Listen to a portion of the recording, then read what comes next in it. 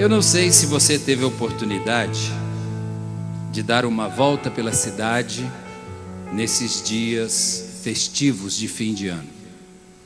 Esse ano parece que a cidade não estava assim tão iluminada como já esteve em outras épocas, talvez por razões de economia, não sei.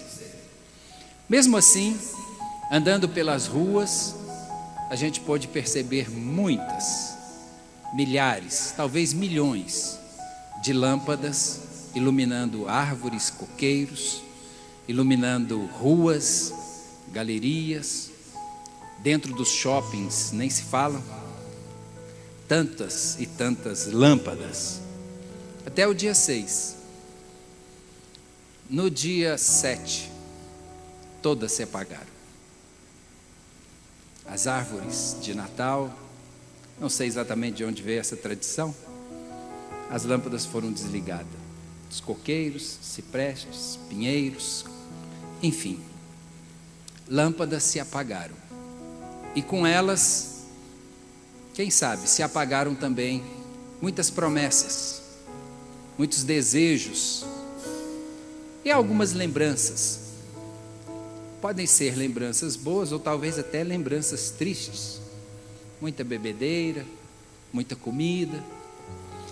E as lâmpadas se apagaram, fazendo com que, de certa forma, tudo voltasse ao normal. Então, dentro dessa visão, o normal é que as lâmpadas se apaguem e fiquem acesas só aquelas essenciais. Eu fico feliz hoje, porque apesar das lâmpadas terem se apagado, a luz continua brilhando. Durante todo esse ano, nós vamos ter o brilho da luz de Cristo refletida em nós. O ano inteiro. Alguém pode dizer assim, mas falar o ano inteiro só sobre luz, será que não é pedir demais? Vai ter conteúdo bíblico para tanto assunto? Eu tive curiosidade, vou pedir que vocês fiquem de pé só mais um minuto, que nós vamos ler alguns textos bíblicos, se vocês assim não se incomodarem, claro. Eu fiz uma pesquisa e percebi que existem cerca de 317 citações bíblicas, em algumas versões, da palavra luz. Só a palavra luz. Não estou falando de lâmpada, não estou falando de fogo, chama, lamparina. Só a palavra luz aparece 317 vezes na Bíblia. Dos dois livros em que essa palavra é mais citada, Gênesis fala muito sobre deu a luz, deu a luz, deu a luz, porque tem ali o princípio das gerações humanas, não é? E em outros textos bíblicos também se fala muito da luz ao nascer de uma criança. E no livro de Isaías, que é o segundo livro, onde, talvez até o primeiro, eu não contei exatamente as referências em Gênesis, mas em Isaías aparece 39 vezes a palavra luz. E o texto que eu desejo ler com os irmãos está exatamente no livro do profeta Isaías. E nós vamos ler aquela referência que parece ser a mais central de todas as citações na Bíblia sobre luz, a que aparece mais no miolinho ali, é a referência que a gente vai ler. Está em Isaías capítulo 10. Eu peço por favor que os irmãos e as irmãs possam abrir no verso 17. E vou ler alguns textos também mostrando a presença da palavra luz, desde Gênesis até Apocalipse, passando por várias passagens. Então, Isaías 10, 17, que é o versículo que aparece, digamos, intermediário entre as citações que vão atrás e as que seguem à frente. Esse é o texto intermediário. Diz assim: a luz, e aparece em letra maiúscula, de Israel virá a ser como fogo, e o seu santo como labareda, que abrase e consumam os seus espinheiros e as suas sarças num só dia. A primeira citação na Bíblia, eu quero também pedir aos irmãos que abram, é Gênesis capítulo 1, logo no primeiro capítulo da Bíblia, nos primeiros versículos, aliás, os primeiros 5 versículos da Bíblia, a palavra luz aparece aí 5 vezes, né? Gênesis 1, verso 3, podemos ler mais alguns versículos para a gente perceber a presença dessa palavra. Gênesis 1 e verso 3. E disse Deus, haja luz. E o que aconteceu? E houve luz. Sempre que Deus fala, alguma coisa acontece. A palavra de Deus não volta vazia sem realizar aquilo para o qual ela foi destinada. Há uma promessa de Deus para a sua vida? Aguarde, ela vai se cumprir. Quando Deus fala, a coisa acontece. No tempo dele, naturalmente, mas acontece. E aí viu Deus que a luz era boa. E ele fez o quê? Separação entre o quê? A luz e as trevas. E chamou Deus a luz o quê? Dia. E a noite, as trevas, noite. E houve o quê? Tarde e manhã, o primeiro dia. Foi assim que tudo começou, com a luz. Apocalipse 22, o último capítulo da Bíblia, nós vamos ter ali também a presença da palavra luz, no verso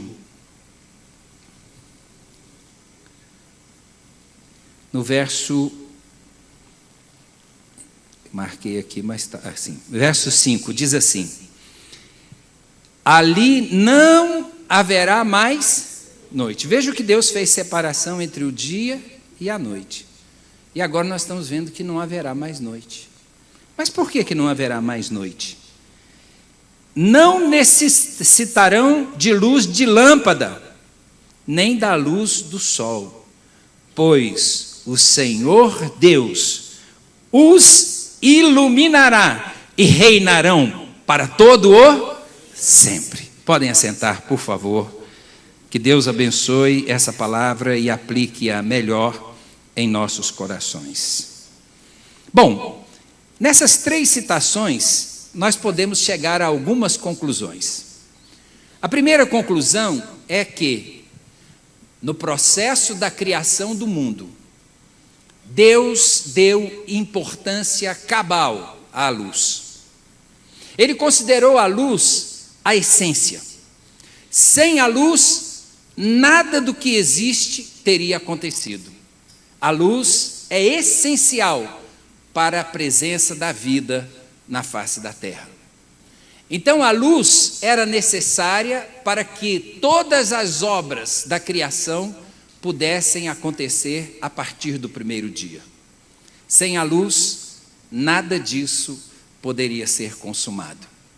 E o que é interessante é que Deus, na sua grande sabedoria, estabeleceu que haveria um período durante o dia em que seria tudo muito claro, e haveria um período durante a noite que tudo seria muito escuro.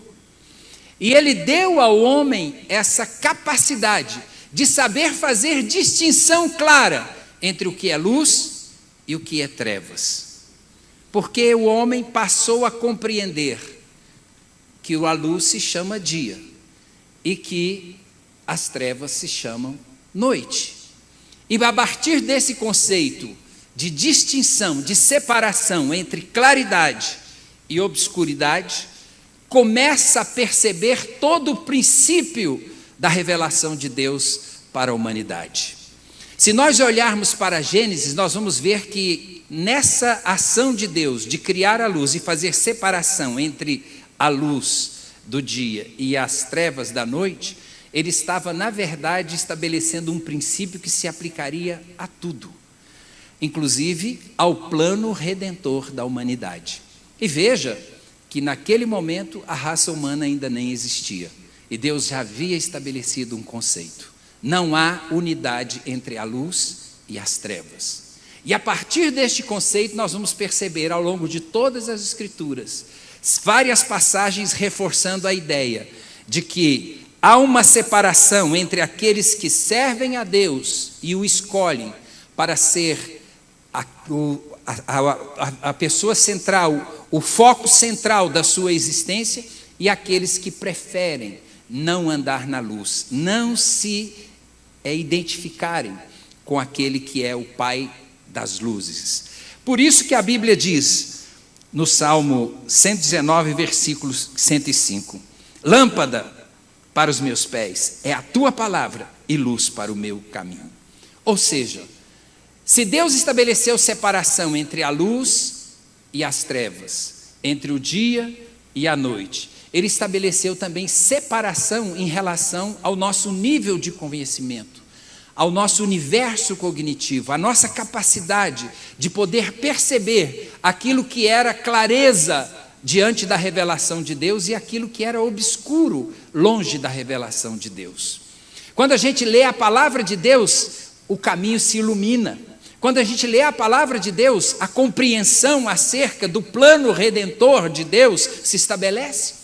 A gente começa a entender, assim como há divisão entre o dia e a noite, a gente começa a entender que há uma divisão muito clara entre entender as coisas de Deus e manter-se na obscuridade, entre andar na luz e andar nas trevas. Por isso que a palavra de Deus é a revelação de Deus para nós. É por meio da palavra de Deus que nós passamos a compreender quem nós somos, de onde viemos, por que estamos aqui. É a partir da palavra de Deus que nós compreendemos que o homem, em seu estado natural, ele está divorciado, separado de Deus, está nas trevas. A Bíblia diz que outrora nós andávamos segundo o príncipe das potestades do ar, segundo Deus que agora opera nas regiões do mal. E a Bíblia mesmo declara que Ele nos arrancou do império das trevas e nos transportou para o reino da maravilhosa luz do Filho do amor de Deus. E eu quero te declarar esta noite que esta compreensão nos vem por meio da revelação. É como uma luz que se acende na nossa mente. A Bíblia diz que ao homem natural as coisas de Deus parecem loucuras. A pessoa parece que está nas trevas, ele não consegue entender. Eu não sei se você já viveu a experiência de tentar falar de Deus, de Jesus, da salvação, para pessoas que olham para você assim com uma cara dizendo: de que planeta que você é? Não sei se você já viveu essa experiência. Alguns perguntam: por que Jesus? Claro que muitos falam isso porque não tiveram acesso mínimo ao conhecimento das Escrituras Sagradas. E por isso que nós temos a missão e a responsabilidade de sermos porta-vozes e anunciadores das boas novas de salvação. Mas para muitos, mesmo aqueles que já ouviram algo sobre Jesus, eles acreditam que nós é que somos os ignorantes. Por incrível que pareça, nós que compreendemos a revelação de Deus para nós e sabemos claramente a distinção que existe entre aquele que teme a Deus e aquele que não serve a Deus, e para eles aquilo parece tão sem lógica que nós é que nos tornamos vítimas do processo. Há uma cegueira, e essa cegueira não é de hoje não. Nós não estamos vivendo privilegiadamente um momento, entre aspas, naturalmente, em que as pessoas olham para nós e nos estranham e acham incrível que a gente seja capaz de acreditar nessas coisas. A Bíblia diz, está reforçado em Mateus, mas também um dos profetas afirmou isso, que o povo que andava em trevas viu a luz, e aos que andavam nas regiões da sombra da morte resplandeceu a luz. O que significa isso? É o fim de um ciclo que distingue o Antigo do Novo Testamento. Entre o Antigo e o Novo Testamento nós temos um período chamado intertestamentário, que são um tempo em que as Escrituras Sagradas, pelo menos no cânon evangélico, nós não temos nenhuma escritura falando desse período. A Bíblia Católica ainda traz ali os Macabeus com algumas informações sobre esse tempo, mas a Bíblia Evangélica, 400 anos de silêncio, sem que se fale nada sobre Evangelho, sobre Cristo, o Messias, sobre a volta, a vinda do Senhor à terra. E esse período de silêncio trouxe uma obscuridade na mente das pessoas. Mas rompendo esse tempo de silêncio, a Bíblia diz: aqueles que estavam nas regiões das trevas, resplandeceu a luz. E que luz é essa? É o próprio Senhor Jesus. A Bíblia declara em 1 João que Deus é luz. E se Jesus é o Filho de Deus também é luz. Jesus disse assim: eu sou a luz do mundo, e aquele que me segue não andará em trevas. E mais do que isso, toda a Escritura revela que o ministério da evangelização, o ministério do evangelho proclamado entre as nações, é a luz dos homens. Nós vimos já em Malaquias, quando Jesus é chamado da luz de Israel. Ele veio para o que era seu, mas os seus não o receberam. Mas todos quantos o receberam, deu-lhes o poder de serem chamados filhos de Deus, porque eles tiveram compreensão a respeito do reino dos céus que era chegado à humanidade. Então, se você olhar separação entre dia e noite, se você perceber separação entre conhecimento da revelação de Deus e desconhecimento da revelação, você vai perceber que há um mesmo princípio estabelecendo que, da mesma maneira como existe o ciclo da criação do mundo, existe um ciclo que se desenvolve para a compreensão da revelação de Deus para as nossas vidas. Agora, será que é o suficiente que o mundo tenha a revelação de Deus que é luz e do Filho de Deus que se manifesta fim do período de trevas, de obscuridade para a humanidade? Jesus foi mais longe quando ele declarou: eu sou a luz do mundo e aquele que me segue não andará em trevas. Mas Jesus avançou mais.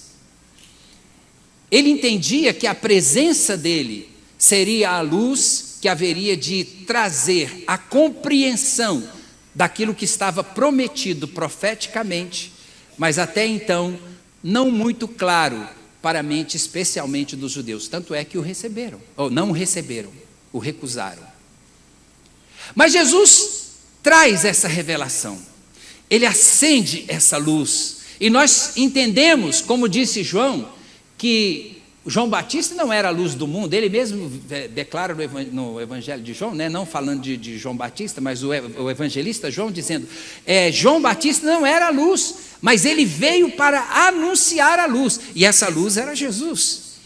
Então João anuncia, prenuncia, declara, ele é o precursor, ele abre caminho para a chegada da luz. E Jesus então se apresenta dizendo: eu sou a luz do mundo.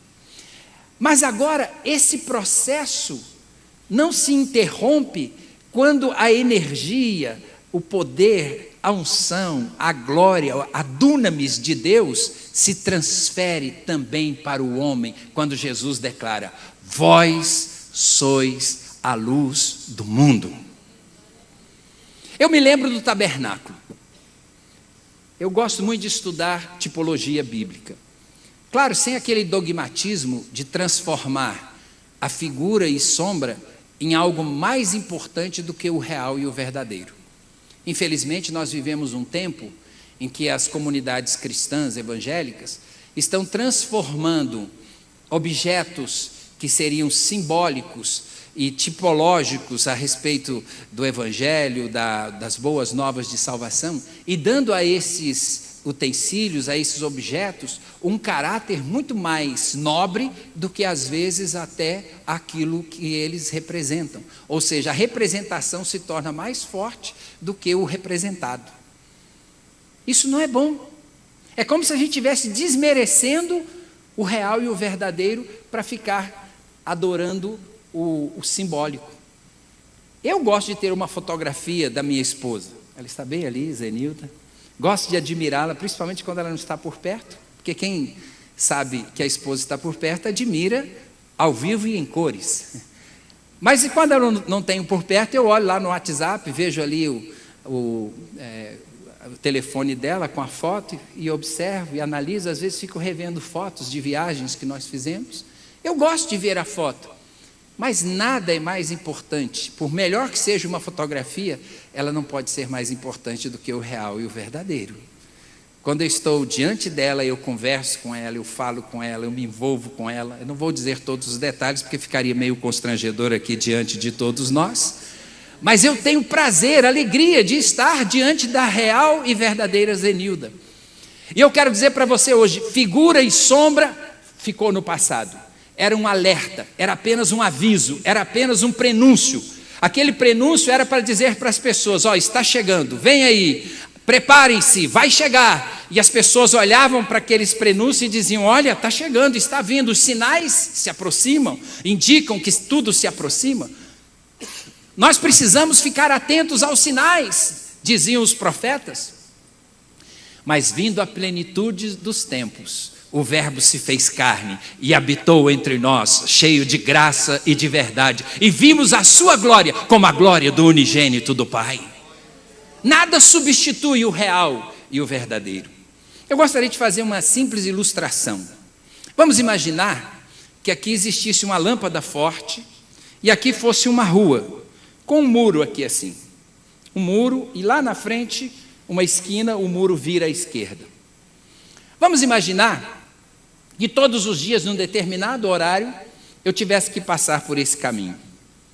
Ali está uma lâmpada.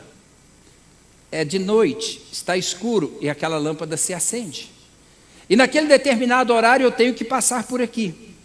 Mas o meu primo, o Dr. Omar, ele gosta muito de pregar peças nas pessoas. E ele fala assim: eu vou dar um susto no Peniel, vou pregar um susto no Peniel.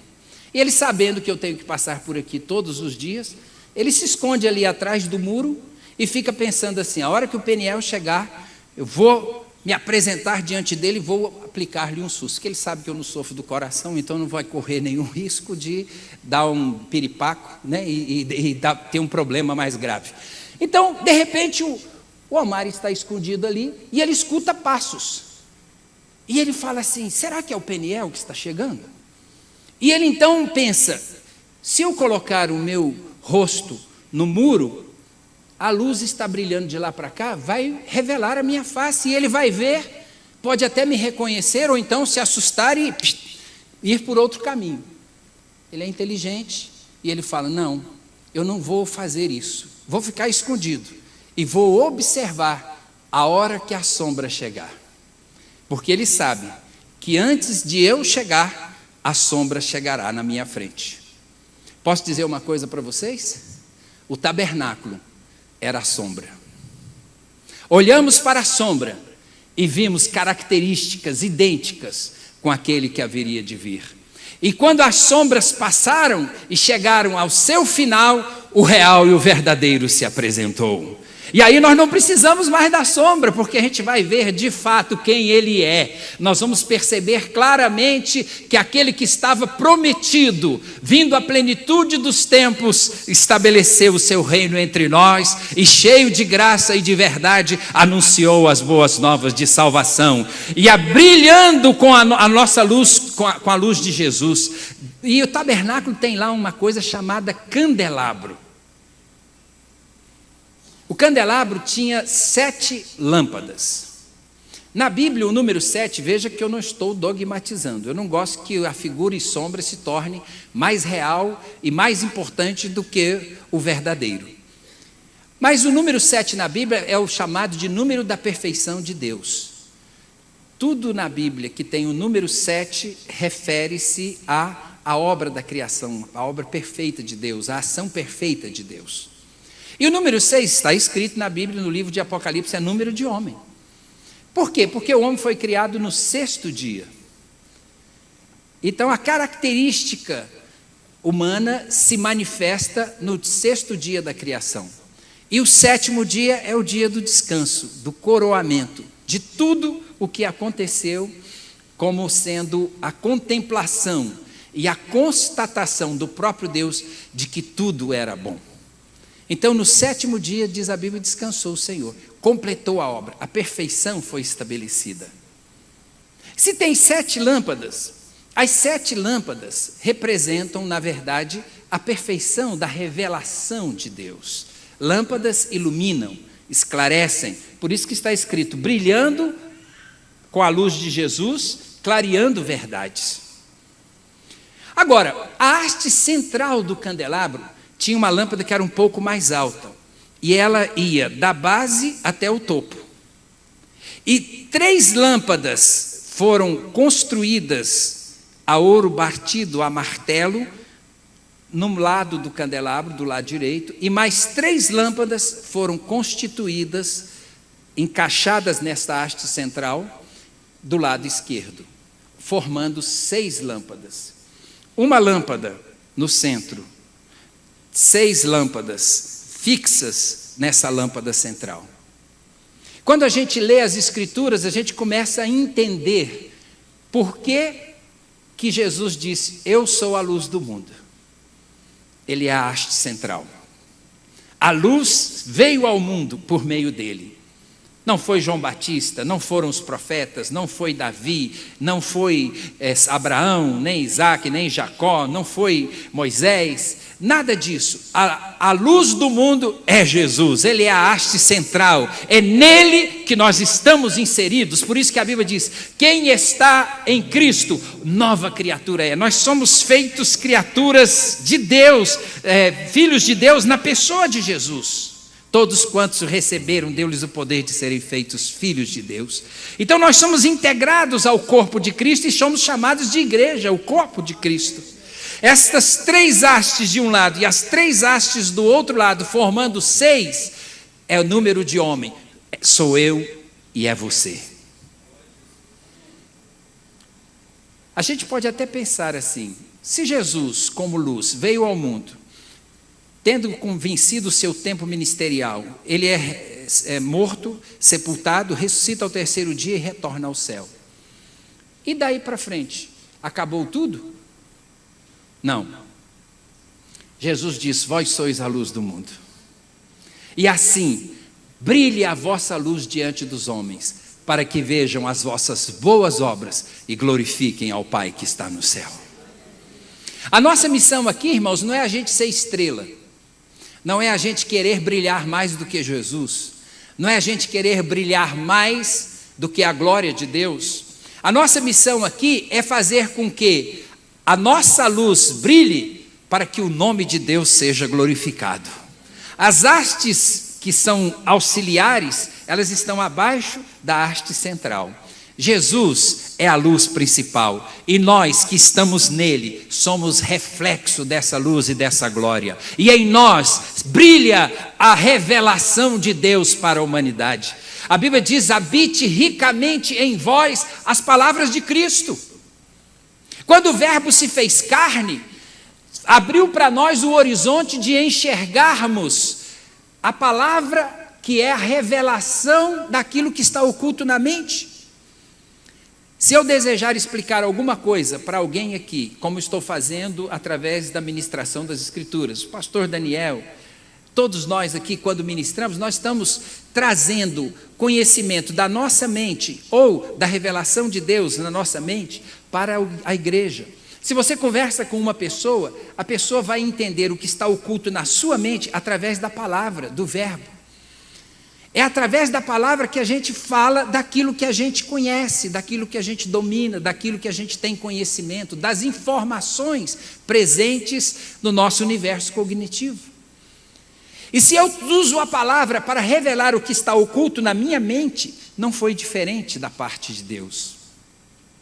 A mente de Deus perscruta o infinito, a nossa não. A mente de Deus vai além do tempo, porque ela se projeta na eternidade. A mente de Deus tem onisciência. O passado e o futuro estão presentes como se fosse agora. É misterioso isso. As coisas passadas para Deus não são coisas lá de trás, não. Deus está vendo o passado como se ele estivesse acontecendo agora. Parece muito estranho isso, irmãos. Deixa eu contar uma coisa para você que prova essa veracidade bíblica. Muitas vezes nós temos alguma enfermidade de natureza congênita. É uma doença que nós herdamos transmitida através dos genes. O que aconteceu?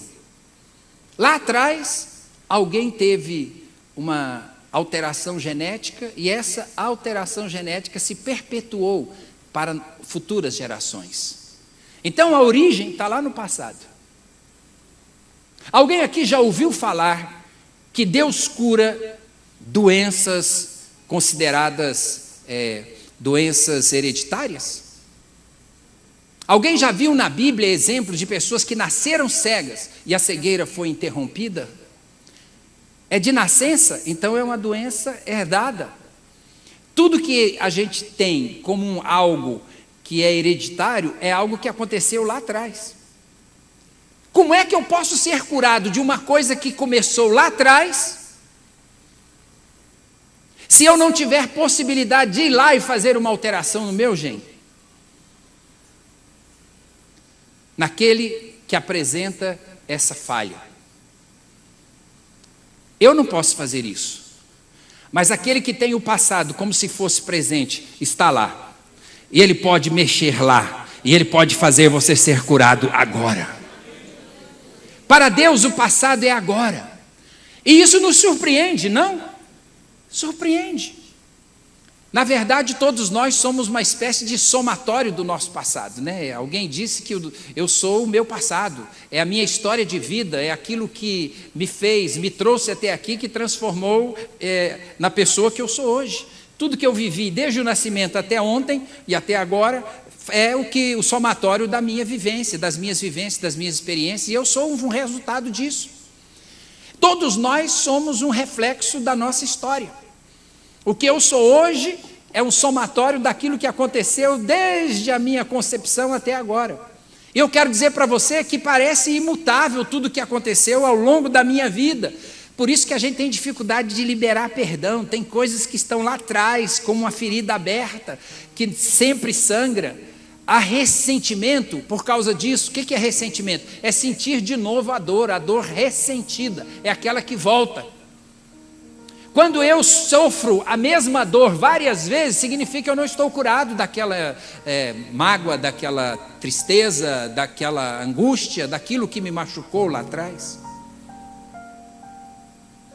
Como é que eu posso me liberar disso? A Bíblia diz que Deus conhece o nosso ser. A palavra ainda não nos chegou na língua e Deus já a conhece. Deus vê o nosso assentar, o nosso levantar. Deus sabe também que somos pó, que somos falhos, que erramos, que falhamos. É por isso que Jesus está sentado à destra de Deus Pai como nosso advogado, dizendo: Senhor, não imputes esse pecado, porque o meu sangue purifica de todo pecado. E a gente está lá atrás sofrendo a dor que se passou, sofrendo a angústia, a amargura. Parece que não vai ter fim. O ressentimento presente. E um dia eu oro a Deus dizendo: Senhor, eu estou sofrendo tanto. Isso me angustia tanto, me faz tanto mal. Engraçado que normalmente a gente sofre a dor por alguma, digamos, agressão que a gente sofreu, alguma violência. E aquele que nos agrediu nem sabe que a gente está sofrendo. O agressor está aqui, na amargura a gente não esquece dele, mas é como se não tivesse existido. Se você é resultado do seu passado, Jesus te convida a reescrever sua história. Tudo que aconteceu no mundo parecia ter um caminho para a tragédia, mas Deus tem um plano. E aquilo que parecia impossível foi realizado com a vinda de Jesus, a luz do mundo. Se Deus acender a lâmpada dizendo: olha, você não liberou perdão, você não superou isso aqui, por isso que você está sofrendo, abra mão agora. Por isso que a gente fala de cura interior. É quando o meu passado, que trouxe tanta dor, tanta tristeza, tanto ressentimento, pode ser suturado pela agulha do perdão e pode ser fechado pelo poder do amor. Quando eu consigo vencer aquilo que me machucou, o que acontece? Cicatriza. Não sangra mais. Não dói mais. Eu levei um coice aqui no rosto. o cavalo, não sei se era um cavalo, uma égua. Um filho de uma égua, com certeza era um filho de uma égua. Me deu um coice e eu caí desmaiado. Tive que ir para o hospital e dar pontos. Foi sofrido. Não tínhamos carro em casa, morávamos em Uberaba, num bairro. Tínhamos que ir procurar um posto de saúde que estava fechado, depois para um hospital não estava atendendo. Fomos encaminhados, meu pai de bicicleta rodando, pleno domingo, rodando pelos postos de saúde para tentar fazer um reparo naquilo que tinha acontecido. E quando eu cheguei ao hospital, eles deram a anestesia, os pontos.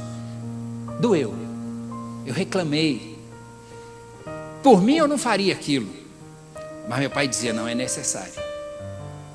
Depois que fechou, tive que voltar para tirar os pontos. Hoje eu acho que quase toda sutura não precisa mais tirar ponto. Parece que o corpo absorve, né, a linha especial que é utilizada para isso. Mas naquele tempo não, tinha que tirar. Tiramos os pontos. Hoje eu passo a mão aqui, irmãos, posso até rir dessa situação. Não me incomoda, não dói. A marca está aqui, mas não dói mais. Quando a gente libera perdão é desse jeito. Está lá a marca. A gente sabe que aconteceu, a gente não esquece, mas a gente não sofre mais. A Bíblia diz que Ele levou sobre si as nossas enfermidades. Pelas suas pisaduras, as dele, nós fomos sarados. Não há necessidade de viver sofrendo por causa do seu passado. Deixa eu dizer uma coisa, para Deus a onisciência mostra o passado como se fosse presente. Deus está vendo essa dor sua, Ele quer suturar hoje, se você permitir, em nome de Jesus. Ele não quer que você sofra pelo que já passou. Paulo disse, esquecendo-me das coisas que para trás ficam e avançando para que as diante de mim estão, prossigo para o alvo pelo prêmio da soberana vocação de Deus em Cristo Jesus. Mas o mais maravilhoso, irmãos, é que Deus não tem só o passado presente. Deus tem o futuro presente na mente dele. A Bíblia diz que o nosso futuro já está escrito no livro de Deus. No teu livro, todos os meus dias foram escritos quando nenhum deles ainda havia. Deus enxerga o futuro porque Deus tem claridade, tem compreensão, tem visão clara de tudo o que aconteceu, de tudo que está acontecendo e de tudo que vai acontecer no mundo. Por que nós somos importantes nesse processo?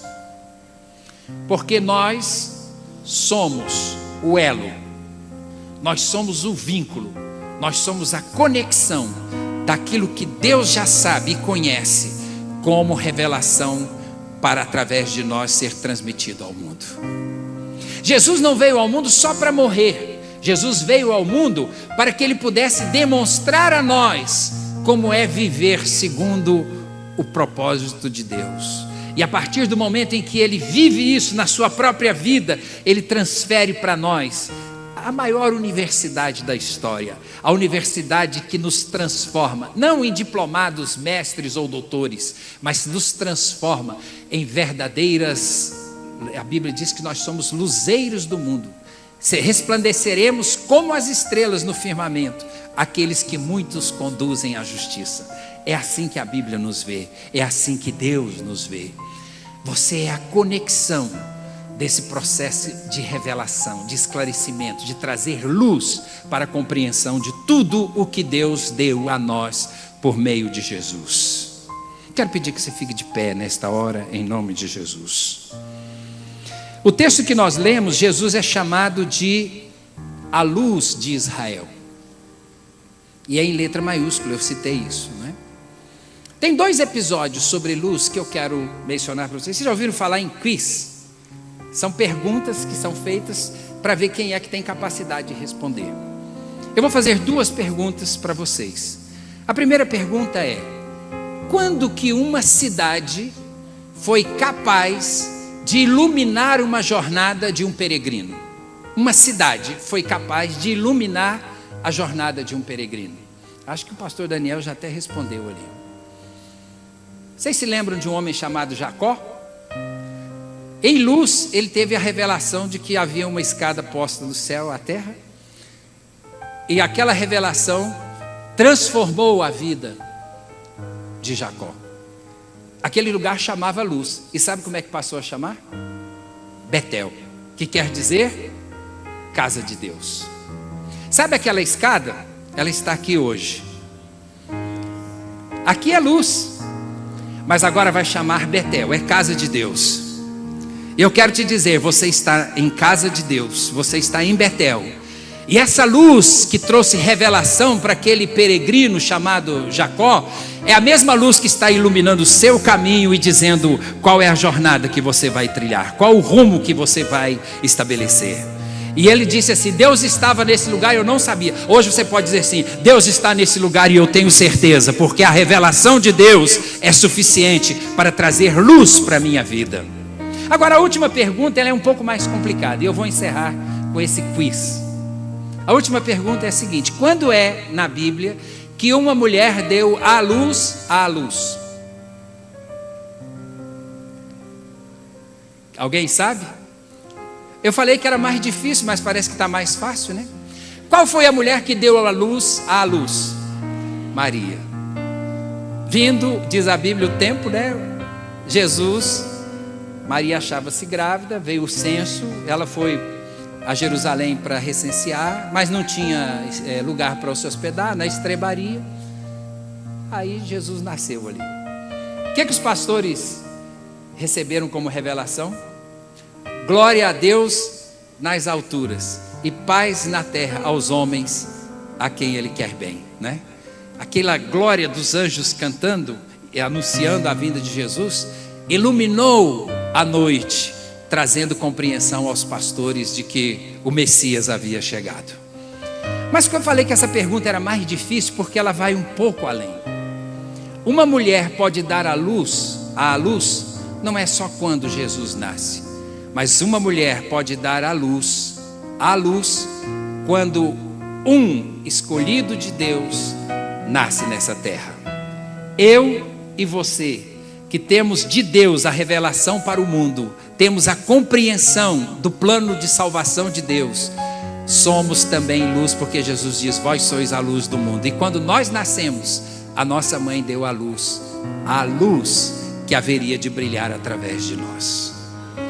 Temos um caminho a percorrer, temos um desafio diante de nós, mas ao longo deste ano eu posso ter certeza de uma coisa, eu vou declarar isso na autoridade do nome de Jesus: aquilo que está escrito ali, brilhando com a luz de Jesus, vai se cumprir na nossa vida.